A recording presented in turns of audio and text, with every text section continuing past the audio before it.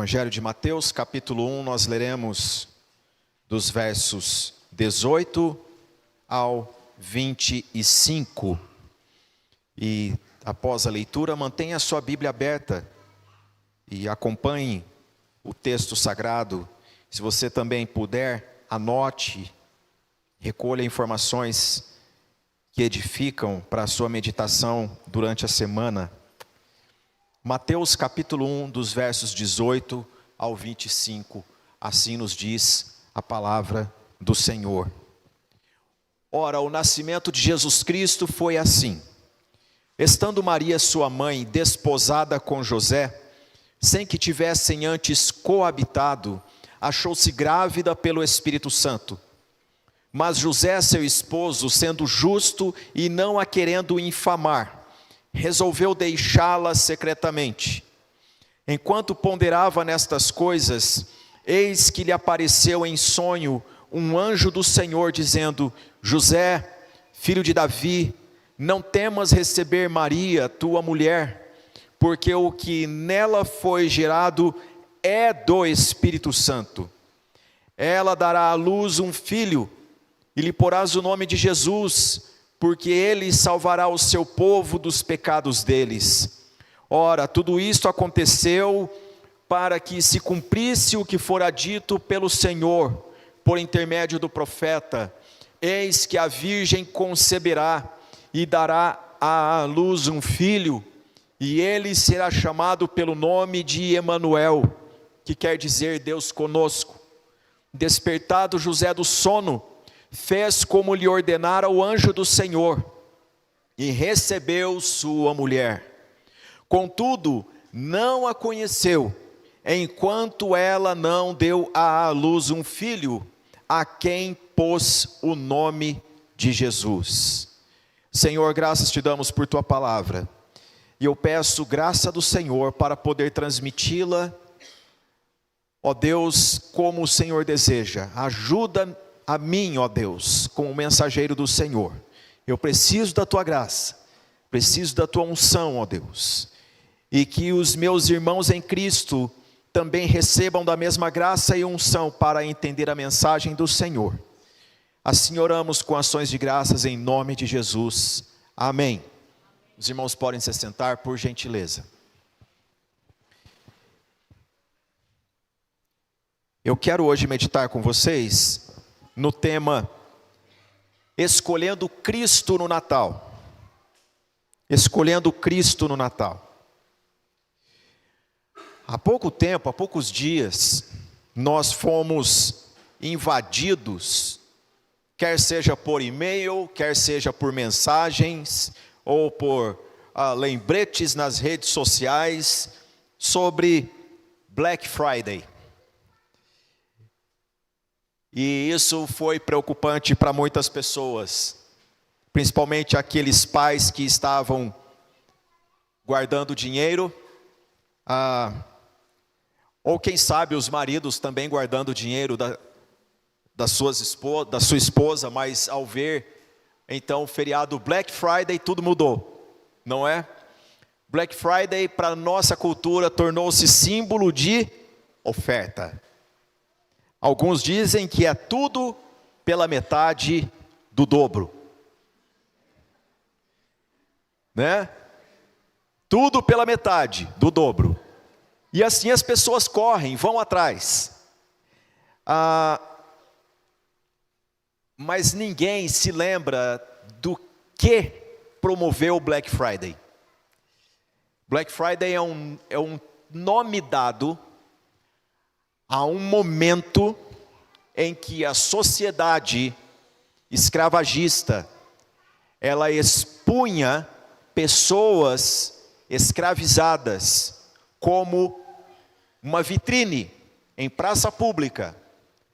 Vendo este meu escravo, ele custou tanto, ele é bom nessas e nessas atividades, e agora eu estou vendendo ele. Por isso, vem o nome Black Friday. Hoje em dia nós não pensamos em pessoas escravizadas quando se fala de Black Friday. E também a sociedade, ela não está nem aí para o quanto está custando o desconto oferecido. Há pessoas que, em nome de o pão, de uma porção de pão, de bebida, sobre a mesa em casa, se submetem a trabalhos quase que de escravidão. As maiores grifes que as pessoas procuram no feriado Black Friday, elas tentam esconder, mas elas submetem muitos imigrantes a trabalhos penosos, desumanos, para que outros aproveitem dessa ocasião. Nós vivemos uma sociedade assim, em que o que é oferecido, o feriado, ele tem uma outra conotação. E eu chamo sua atenção para o Natal, a época do Natal. Ou como as pessoas gostam de dizer, principalmente nos países do hemisfério norte, a estação do Natal. Chegou,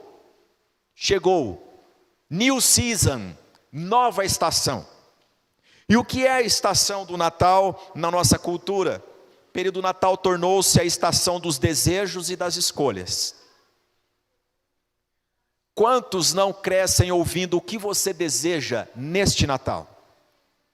Quantos pais também não fazem esta pergunta para os filhos antes de ensinar por que o Natal existe? E assim então, o período Natal tornou-se a estação dos desejos e das escolhas. Você tem que escolher que presentes vai comprar. Você tem que escolher quanto de dinheiro vai gastar nestes presentes. Você tem que escolher quem receberá tais presentes. Você tem de escolher onde passará o Natal. E também, se você não vai se deslocar de casa, mas vai receber pessoas no Natal, você tem de receber pessoas, tem de escolher o que vai oferecer para elas na refeição do Natal. A nossa sociedade, ela imprime, você tem que escolher no Natal, você tem algum desejo no Natal. É ou não é assim? Todavia, nós voltamos para mais de 2000 anos atrás e perguntamos: o que é o Natal? O que aconteceu no Natal? Por mais que nós não sejamos ensinados a voltar no tempo quanto a Black Friday, perscrutar e saber o que ocasionou este evento, nós, todos aqueles que confessam a Jesus como Senhor e Salvador, todos aqueles que estão sim preocupados em ir para o céu, todos aqueles que estão devotados em amar a Deus e não ao mundo, têm o dever de pensar o que a Bíblia diz, o que a Bíblia conta sobre o Natal. Será que Natal é sobre minhas escolhas? E se for, qual é a escolha que eu não posso deixar de fazer? Nós voltamos no tempo e os nossos olhos repousam sobre esse texto que acabamos de ler e encontramos aqui o nome de um homem que normalmente ele é sublimado no Natal. Fala-se muito da mãe de Jesus, Maria, fala-se muito da pessoa maravilhosa de Jesus, devidamente devemos falar. E José? Qual é a história dele? Pois bem, essa história tem me roubado a atenção nos últimos dias e confesso que até me despertado do meu sono a história de José. Porque quando nós olhamos para a história, nós vemos, meus irmãos, que é necessário a gente lembrar que o Natal, ele não é sobre minhas escolhas, as suas escolhas, sobre o que queremos comprar ou o que queremos dar, mas o Natal, ele é totalmente sobre Jesus. É totalmente sobre Jesus. Você pode repetir essa frase comigo? Natal é totalmente sobre Jesus. Totalmente sobre Jesus. E José nos ensina isso. Gostaria de chamar a sua atenção para isso aqui. Porque o versículo 18 começa dizendo assim: ora, o nascimento de Jesus Cristo foi assim. Desta forma, não de outra. Tem um assim no seu texto? Foi assim, não é de outra forma, não é de outra maneira, não pode ser de outra forma, não podemos substituir o Natal, ele foi assim, diz a palavra do Senhor. Como? Maria, estando Maria, sua mãe, desposada com José, sem que tivessem antes coabitado, ou tido relação sexual, é isso que quer dizer, achou-se grávida pelo Espírito Santo. Vamos viajar um pouquinho como que era a cultura judaica no primeiro século sobre casamento. As famílias escolhiam os nubentes. A partir do momento que a menina, ela evidenciava a primeira ou segunda menstruação, o pai já prometia ela para um homem justo na sociedade. Minha esposa me lembrava hoje de um conceito que ele é totalmente ocidental. Não faz parte da cultura oriental, principalmente da cultura bíblica. A adolescência. Isso é coisa nossa. Isso é da nossa cultura. Maria, para que nós entendamos, a gente diz, ela era uma adolescente. Mas na cultura dela, ela já era uma mulher, apta para ser prometida e entregue em casamento para um homem. E qual é o pai e a mãe que não se preocupa com o futuro esposo da filha? Quem é ele? Qual é a profissão dele? Como ele é visto na sociedade? Ele vai cuidar dessa menina, desta moça, dessa mulher? Como será a combinação do caráter dele com o caráter dela?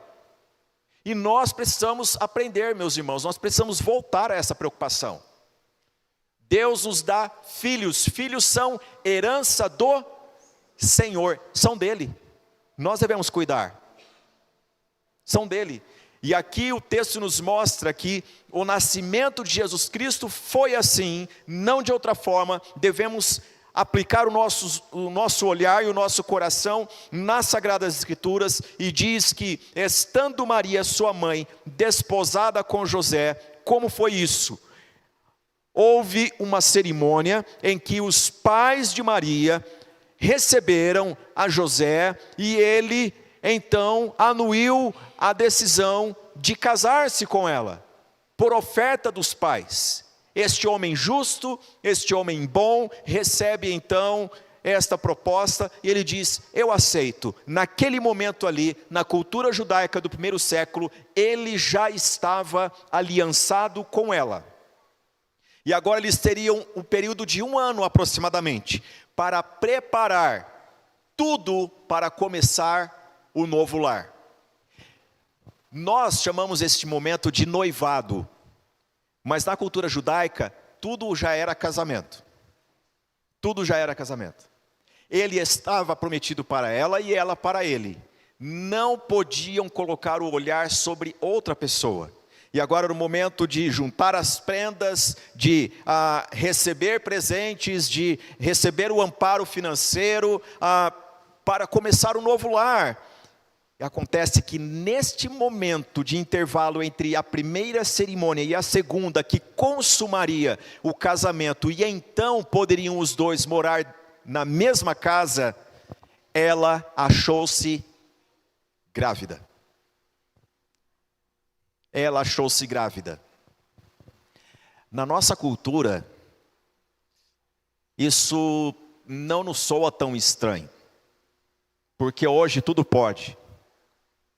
Filipe Yancey escreveu um livro chamado O Jesus que Nunca Conheci.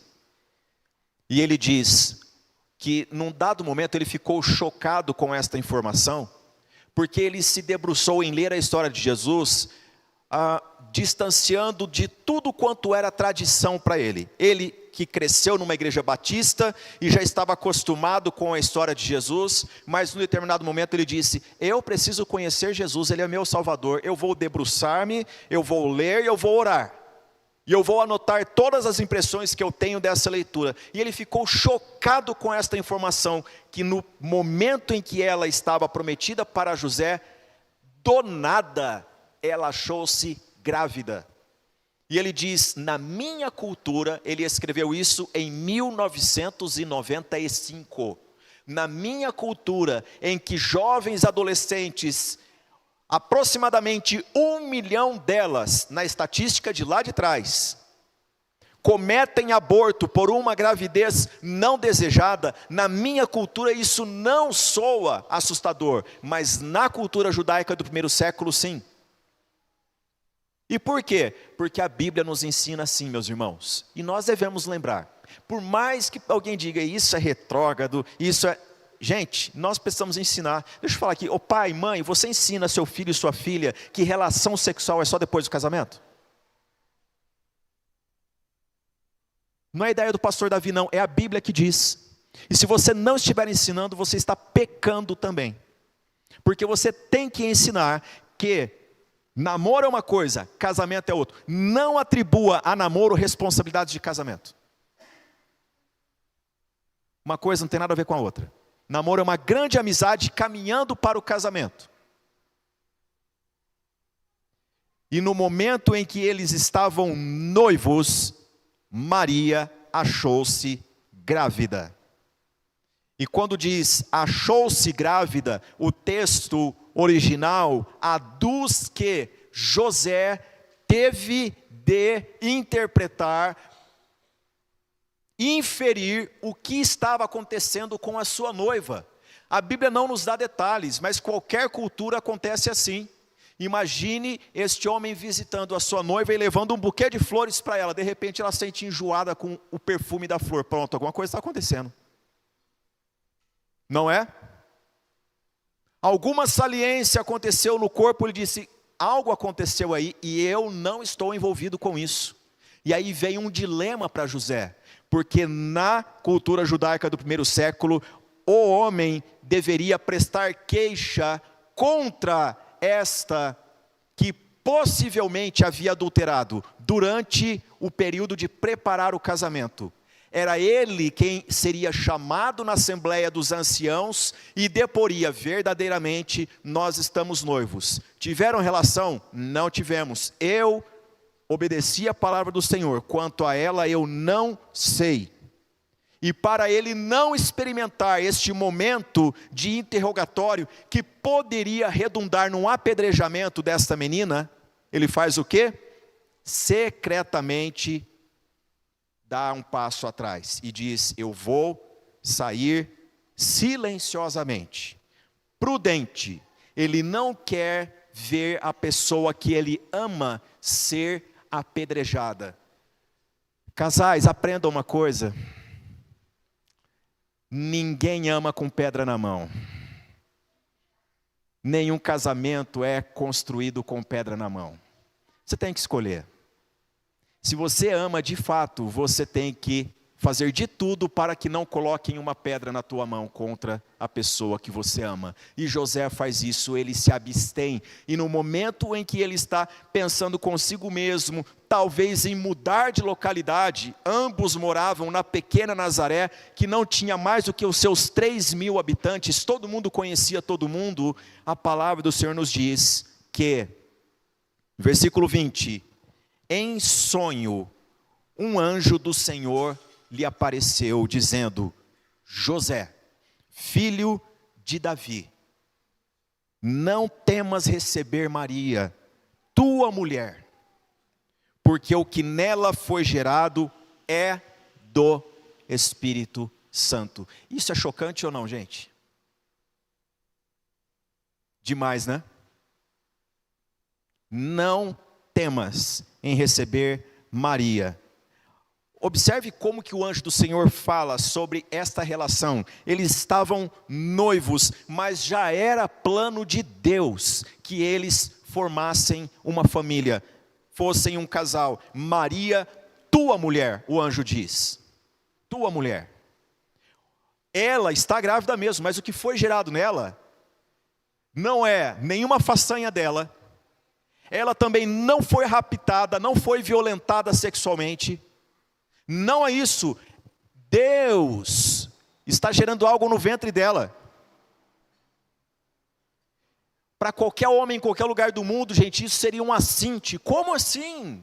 Mas quando é a voz de Deus, e este que ouve é um crente, ele compreende. Vamos aprender com José algumas coisas, meus irmãos. José deduziu que havia algo errado com Maria, mas ele fez parte, conservando-se para o casamento, fez a sua parte. E agora um dilema surge, ela está grávida. Seu dilema é que, mais que presumir que algo aconteceu, ele deve ser a pessoa a condená-la, e ele se abstém. E agora, pela complexidade da situação, ele demonstra compaixão, ele decide assumir este relacionamento, porque Deus fala para ele, você faz parte do plano. E qual é a parte dele? O anjo do Senhor diz, ela dará à luz um filho, e lhe porás o nome de Jesus, porque ele salvará o seu povo dos pecados deles. Ou seja, quando Maria desse à luz a criança, no 8º dia, essa criança seria levada para a circuncisão. E ali na assembleia de outros anciãos, ele pronunciaria o nome da criança pela primeira vez. Qual é o nome, pai?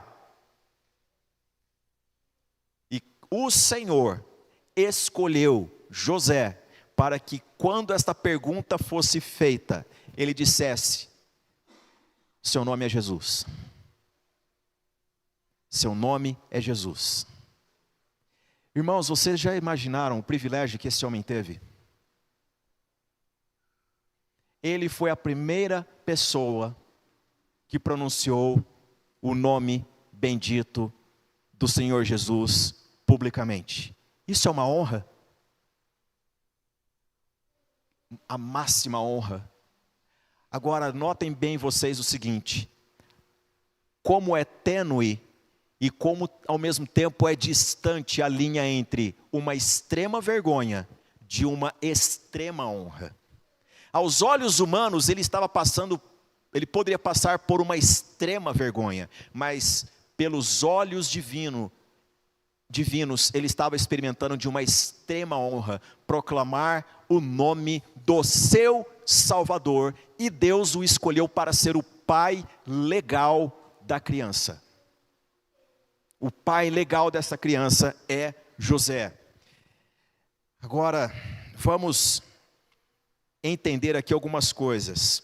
O que fez este homem se afastar de um grande dilema, de cometer um ato de sumir na vida suspeitando da sua noiva e colocar ele no centro da história mais importante que essa humanidade já ouviu? Alguns conselhos que José nos ensina. Primeiro, meus irmãos, é que dilema acontece com qualquer pessoa, principalmente com pessoas que amam a Deus.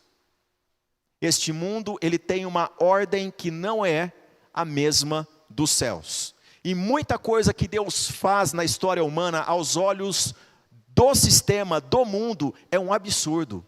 Você tem que saber isso. Se você ama a Deus, se você segue ao Senhor, coisas absurdas acontecerão na sua vida. E o nome disso é milagre de Deus. E é uma bênção receber milagres de Deus. É uma bênção. Se eu perguntar aqui, quantos de vocês precisam de um milagre? Eu creio que todos vocês levantarão a mão. E também creio que se eu perguntar aqui, quantos de vocês estão com um grande dilema em mente e precisam resolver, todos vocês levantarão a mão. Como então que nós aprendemos com José? Ele percebe como que está Maria e decide deixá-la. E o Senhor fala com ele. Irmãos, vamos lembrar algumas coisas aqui.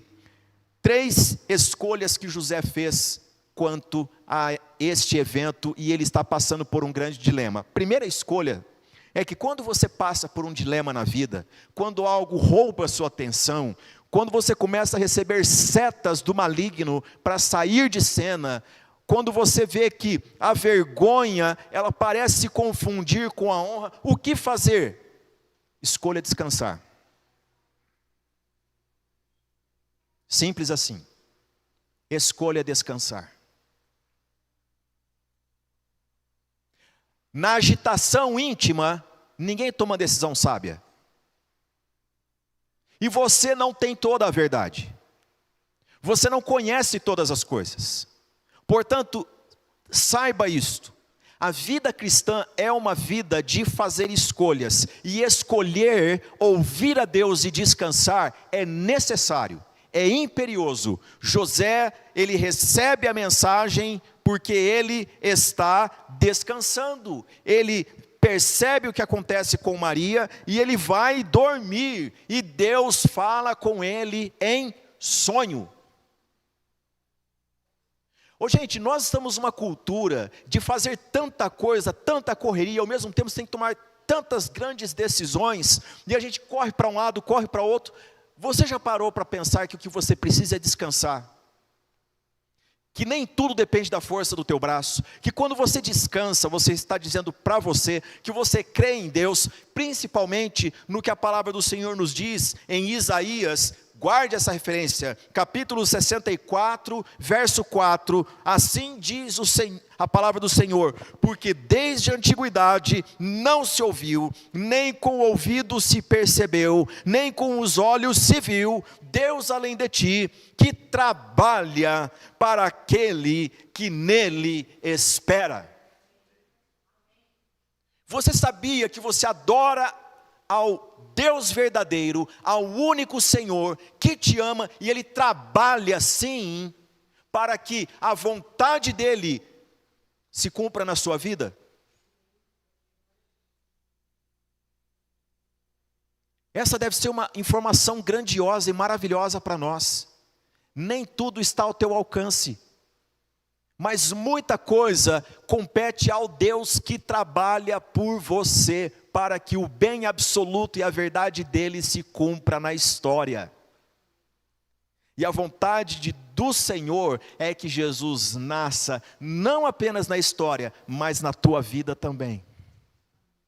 Na tua vida também. Escolha descansar para ouvir a voz de Deus. Gente, quando Deus falou com Jacó, ele estava culpado, fugindo do seu irmão Esaú, saindo de um problema, uma complexidade familiar tão grande, e num dado momento ele descansa, e Deus fala com ele quando ele dorme.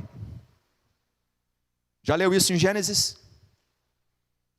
Ele está fugindo de Esaú, está fugindo do problema, está indo para uma terra que ele não conhece.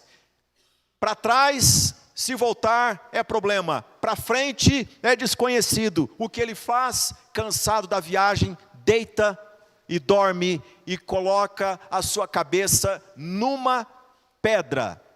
E ali, Deus lhe dá uma visão de uma escada maravilhosa apontando para o céu e anjos que sobem e que descem. E ele se levanta, toma aquela pedra. Quem é que pode dormir sossegado numa pedra, gente?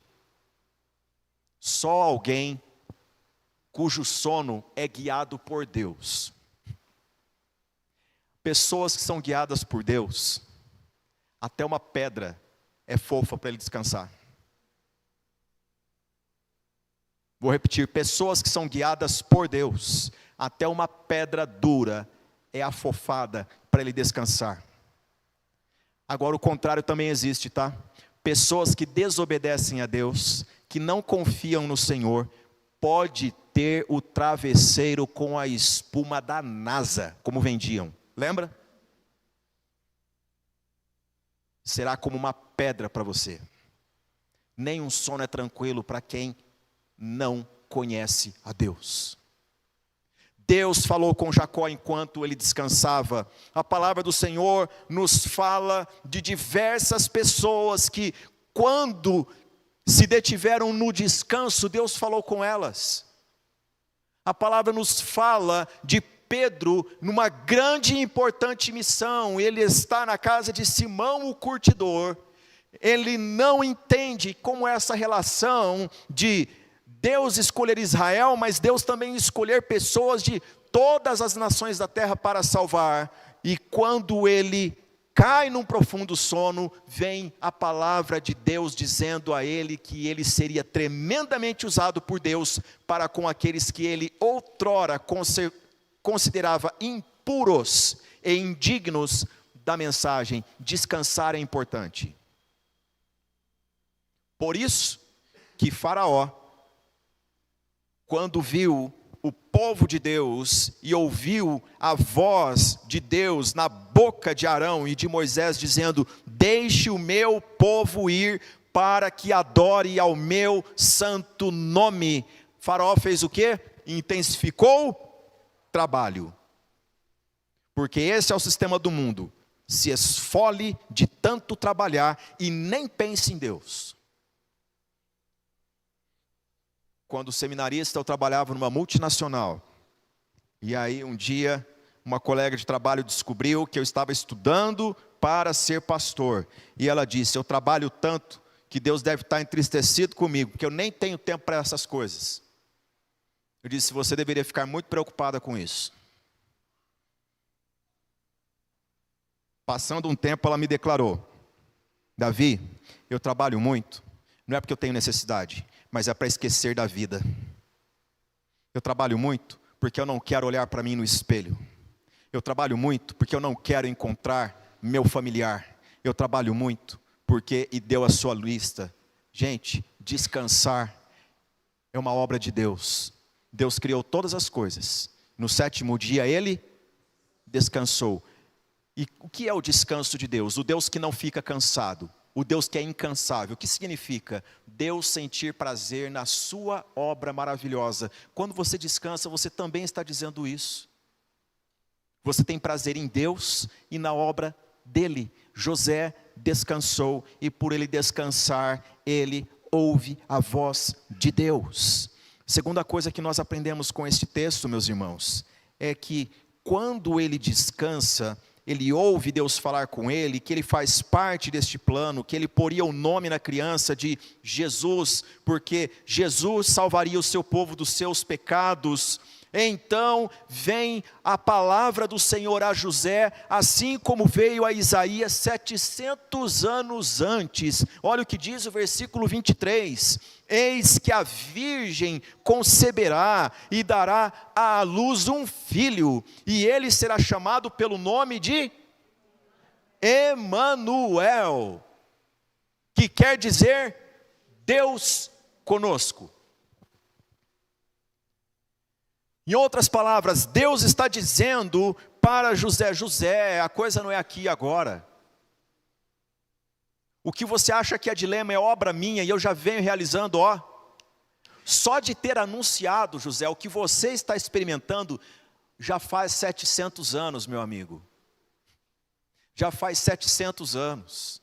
E você faz parte dessa profecia que há 700 anos atrás Isaías disse: você faz parte deste plano, José. Descanse, assuma Maria, cuide dessa criança, porque você será o pai legal dela.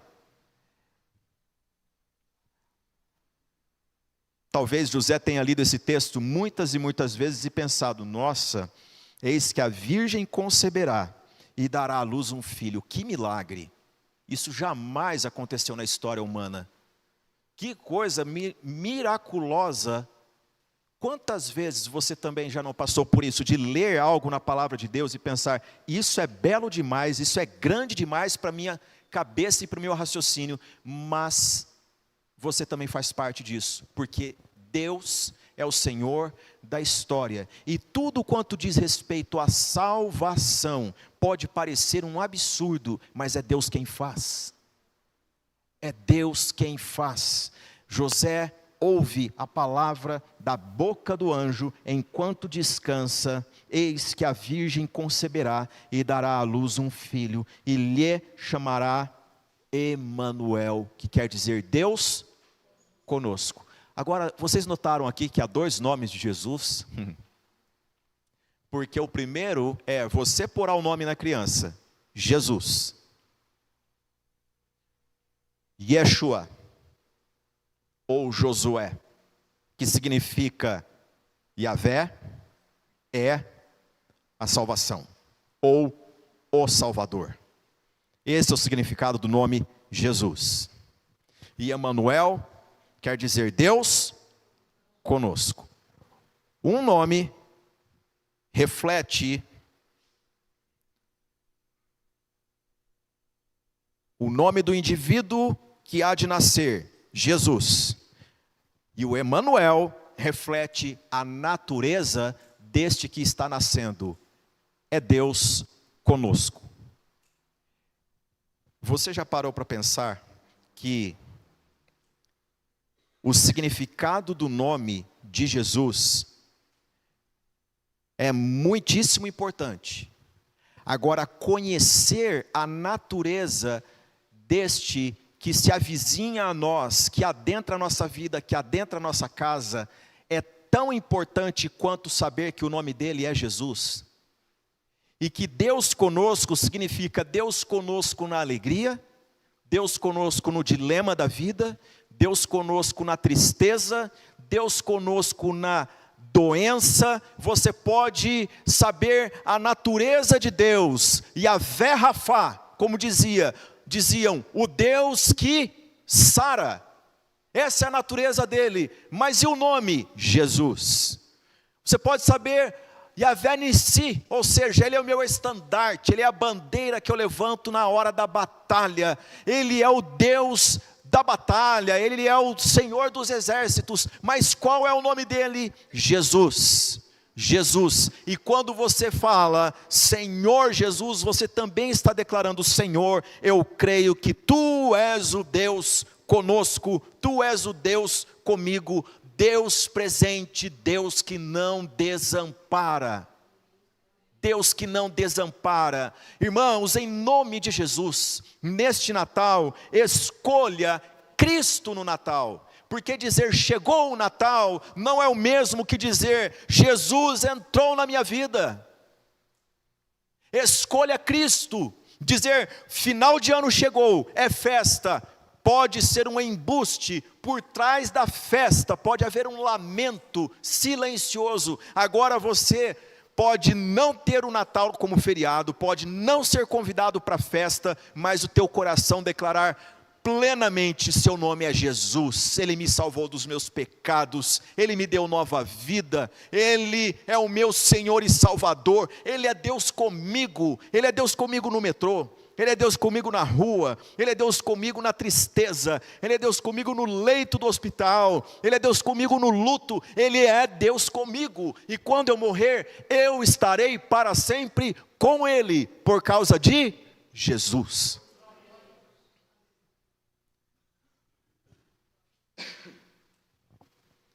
José escolheu descansar e ouviu a voz de Deus.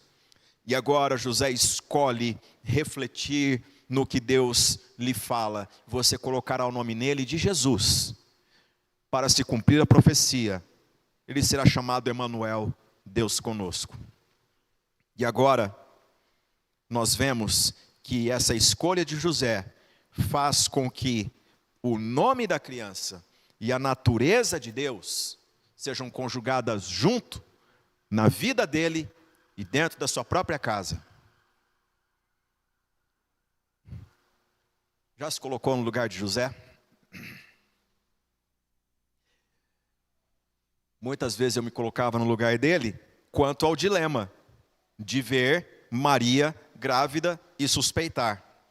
Agora eu chamo você para colocar-se no lugar dele numa manifestação extremamente positiva dessa história, que é este homem, carpinteiro, sua profissão era de construtor, é isso que quer dizer o termo, não era apenas trabalhar em marcenaria, como os filmes mostram, ele era um carpinteiro, construtor de casas, tecton é o nome, e cada vez que esse pai se levanta do leito, ele olha para essa criança que está na sua casa, ele diz: eu dei o nome nele, Jesus.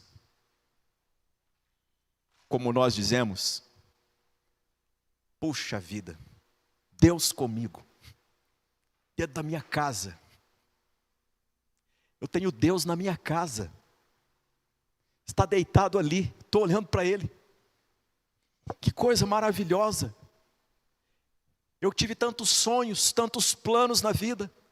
Quantas festas, quantos finais de ano que eu desejei, que eu quis. Para este ano eu escolho, para este ano eu desejo, para este ano eu tenho aspiração. E eu jamais imaginei que Deus dos altos céus olhava para mim e dizia: um dia você vai olhar para mim face a face, José. Você vai me ver na tua vida, ao vivo, a cores. Você vai experimentar o que quer dizer Emanuel, Deus conosco. Irmãos, essa noite eu gostaria de convidar você a essa experiência maravilhosa, de cada vez que você proferir o nome do Salvador, Jesus, seu coração saltar de alegria por essa verdade: Ele é Deus comigo. Ele é Deus comigo, não me abandona, jamais me abandona. A história nos diz de uma experiência de um homem chamado George Matheson. Um inglês, ou melhor, um britânico,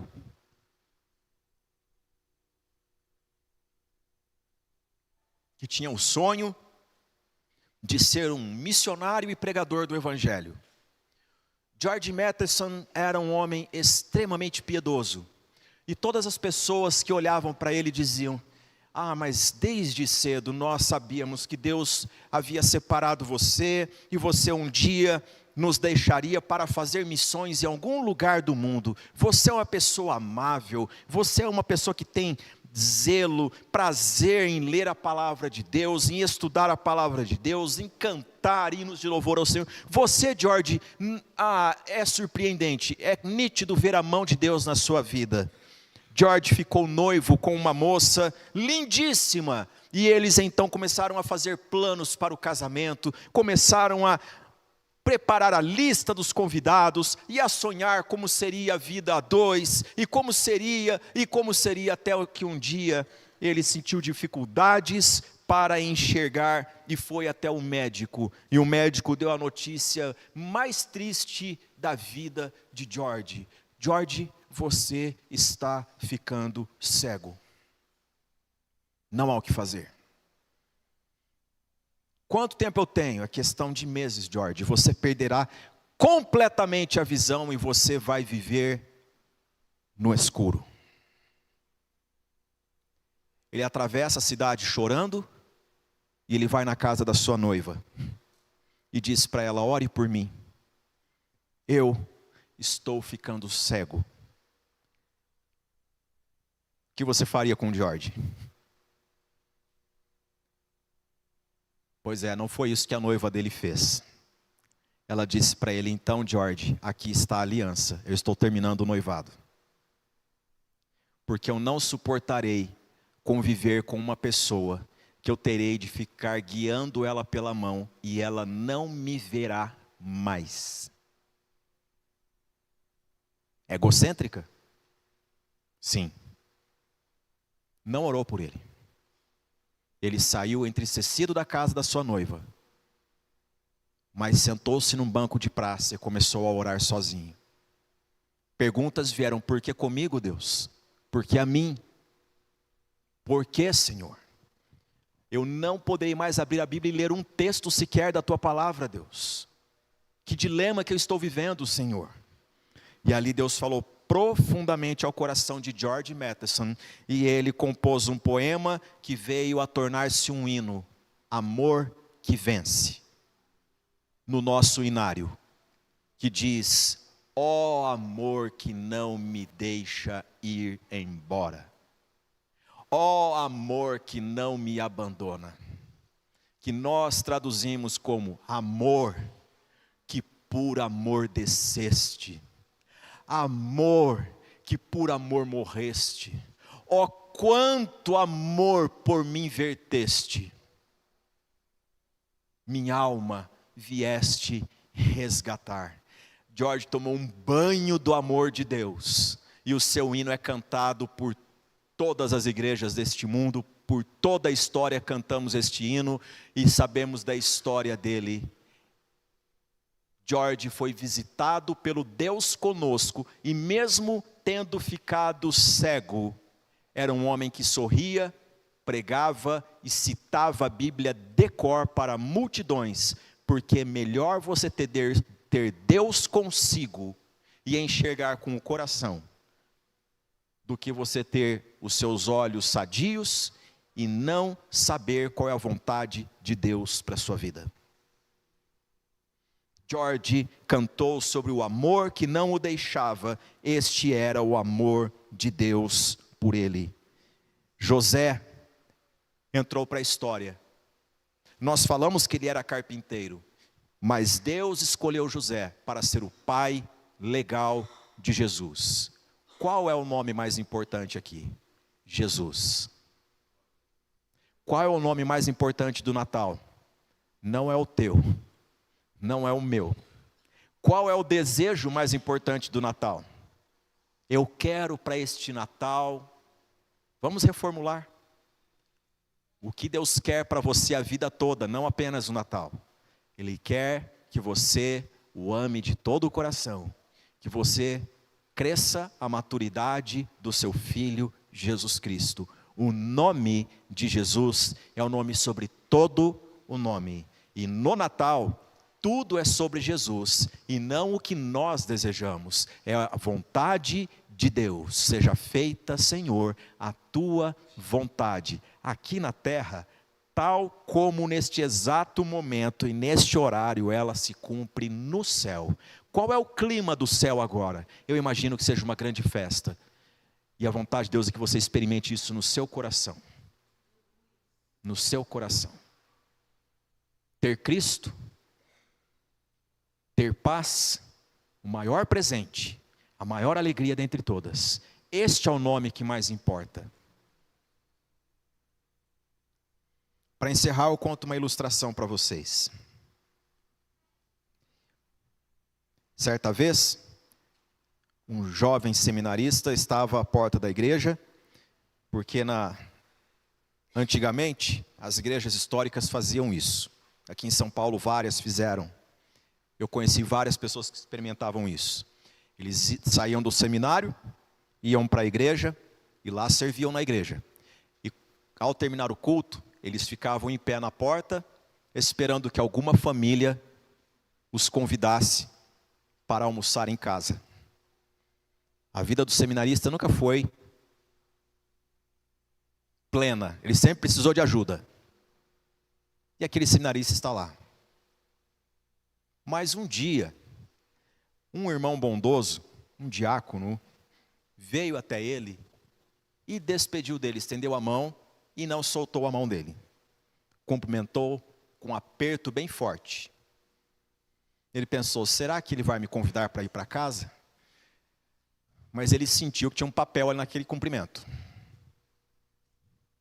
Aquele irmão deixou para ele um cheque. E disse, meu filho, aí tem o valor para você passar um belo de um Natal.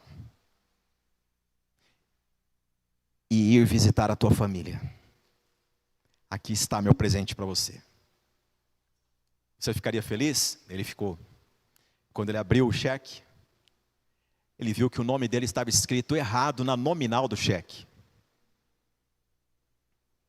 E aquele irmão já estava caminhando longe, e ele ficou indeciso, e ele pensou, meu Deus, ele foi tão bondoso, deixou comigo, qual será a reação dele quando eu chegar e disser para ele, olha, o meu nome, o senhor escreveu errado, desculpe, mas eu posso ter problema depois com esse cheque, com a nominal assim. E ele tomou coragem e foi e disse, meu irmão, é o seguinte, muito obrigado pelo teu presente, eu só preciso de uma ajuda sua. É que meu nome, você colocou aqui um K, mas é com C. E eu vou ter problemas. Como é que vai ficar?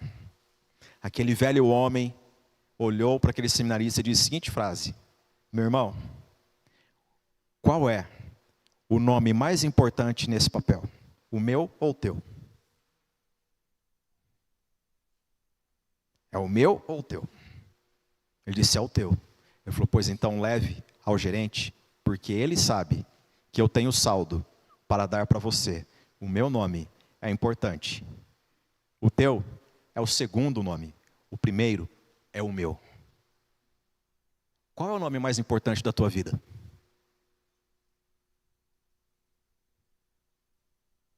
Você não tem todo o crédito, Ele tem. Você não se sustenta, Ele sustenta o universo todo pelo poder da sua palavra. Coloquemos-nos em pé e vamos orar.